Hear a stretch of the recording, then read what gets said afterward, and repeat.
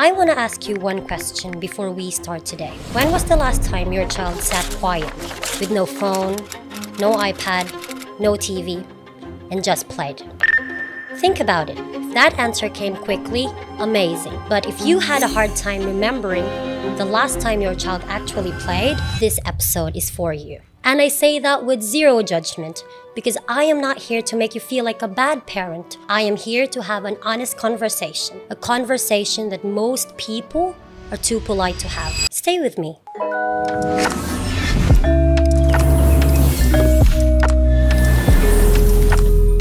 Welcome to Growing Together, raising happy kids, building strong families. This podcast is for every family, for working parents, stay-at-home parents, single parents, even grandparents who are raising their grandchildren. Or if you have a child in your life that you love and value, this is your space. I am your host. And that's why I am connection an is early key. years teacher.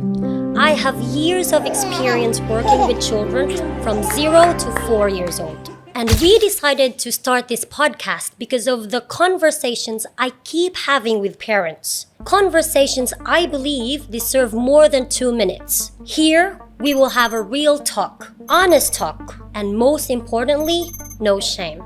Today, we are talking about screen time. I know, but don't be scared.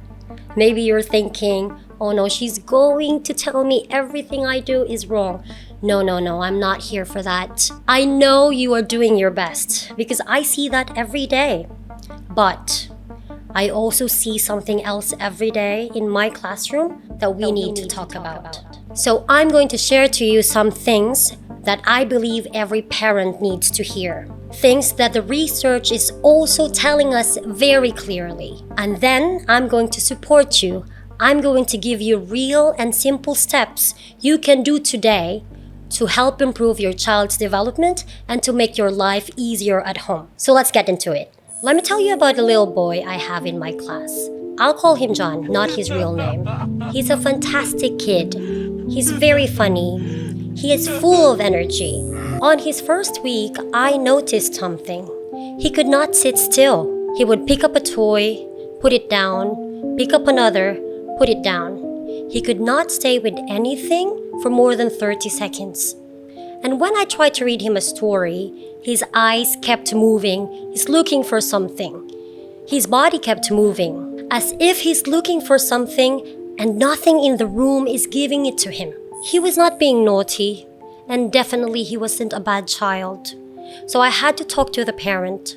I asked his mom, how much screen time is John getting at home? When she heard this, she paused. She hesitated, and then finally she answered, John watches screen for around 3 to 4 hours every day. And she even said, it's the only time I can get anything done. And I completely understand that. But here's what I need to clarify. A young child's brain is not the same as our brain. Their brain is still growing. It is still developing. In the early years from 0 to 6 years old, a child's brain learns from everything around it. So every single experience is teaching it something. So when a child spends a lot more time watching screens, watching fast videos that make things go quickly, videos that make loud noise, videos that are more exciting, their brain is going to learn to expect at the same speed every time. It learns that some things need to be instant, something needs to be more exciting, and everything should not come with waiting. And then the real life feels boring because it's slow, so it's frustrating. So this is the reason why when you take a phone away from a child, the child will cry. This is the main reason why some children cannot sit on a dinner table. This is the reason why some children cannot play alone even for 5 minutes. It is not attitude or a behavior problem. It is what their brain has been trained to do. Okay, I know life is hard, and I know you are tired. You are working, you are managing home, and I know some days giving the iPad to your child is the only time you get at least 20 minutes of your time and get something done, to cook, to sit down, to relax, or to just even breathe. And there's nothing wrong with you from doing that. But I want to share something important, and I want you to hear this with kindness, because this comes from kindness. What is easy right now can become difficult later. And so this difficulty will come in the 3 critical areas of your child's development. Number 1, communication and language. Children learn to speak by talking with people, with real people, people who listen, pause, and then respond to them. Yes, the screen talk to your child, yes, of course, but it doesn't really listen. So when we go to school, we see children every day who are struggling to communicate, who are struggling to hold conversations, who have very few words, and who have a hard time to express what they feel. Second is their emotions. So when a child only watches the screen, they couldn't practice real life. They couldn't practice dealing with frustration, with having to wait, with boredom, and they don't know what to do. And this leads to big reactions like crying, throwing a tantrum, or shutting down. Third, last but not the least, is it affects their play and creativity. When I say play, I mean real play, where children learn to build something, to pretend to be someone, to use their imaginations. This is how children develop. Children learn through play. But more and more children these days don't like this kind of play anymore because they're boring. And screens are just more exciting. And when play disappears, and so a huge part of their healthy development. According to World Health Organization, there should be 0 screen time for children under 2 and less than an hour per day for children who are 2 to 5 years old. Most families are far above that, and most parents don't have this information. So now you know. Okay, so I never want to leave you with a challenge but with no support, because that's what we do here. So I have here 5 simple and real things that you can do. You can even take notes if you'd like. Number 1, be aware. You don't need to throw the iPad away. I didn't say that, and that's very unrealistic. The goal is not perfection. The goal is to be aware. So start by asking yourself a question. When does the screen come out in our house? And why?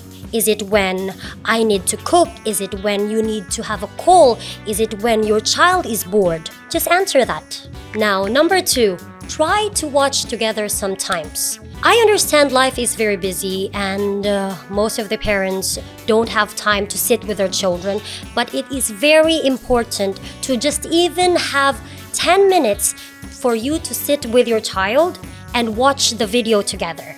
So you can ask questions like, oh, what's going to happen? Who's that? Or react together like, wow, that's so cool. So these simple things make a huge difference, because now it turns watching into an interaction, and talking builds your child's brain. Number 3, you need to protect certain times. If it's mealtime, 0 screen time. Even for you as well. The time before bed, no screen.